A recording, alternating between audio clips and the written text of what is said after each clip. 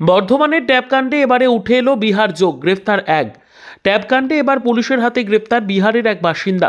এই কাণ্ডে টাকা হাতানোয় তার ভূমিকা অত্যন্ত গুরুত্বপূর্ণ বলে দাবি পুলিশের। ধৃত বছর 34-এর রবীন্দ্র প্রসাদ সিংহ বিহারের কিষানগঞ্জ জেলার পুথিয়া থানা এলাকার বাসিন্দা।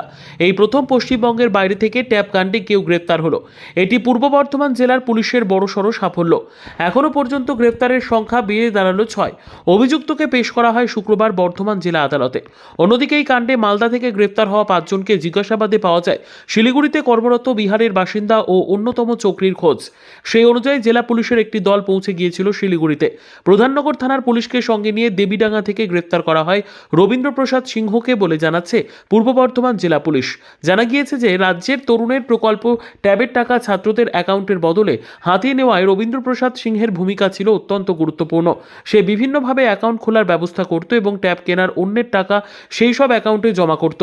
পরে সেই টাকা তুলে নিত সে বলে জানান তিনি। পুলিশ সূত্রে জানা গিয়েছে শিলিগুড়ি থেকে বৃহস্পতিবার তাকে গ্রেফতার করেছে বর্ধমান সাইবার ক্রাইম থানার পুলিশ। তদন্তের স্বার্থে বৃহস্পতিবার তাকে শিলিগুড়ি আদালত থেকে ট্রানজিট রিমান্ডে পূর্ব বর্ধমানে নিয়ে আসা হয়।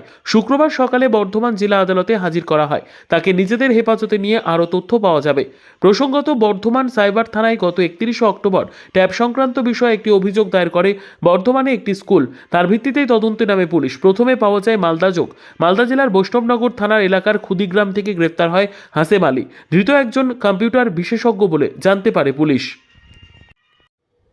Bureau report, PB news. ইভল্যান্ড নার্সিং হোম, এখানে যে কোনো রকমের চিকিৎসার বিশ্বস্ত প্রতিষ্ঠান। খুবই কম খরচে বিশ্বমানের চিকিৎসা প্রদান করে থাকে। আপনাদের পরিষেবার জন্য এখানে 24 ঘন্টা জরুরি বিভাগ, এছাড়া স্বাস্থ্য সাথী কার্ডেও পরিষেবা প্রদান করা হয়। আজই যোগাযোগ করুন ইভল্যান্ড নার্সিং হোমে। ঠিকানা নবাবহাট মোড়, বর্ধমান।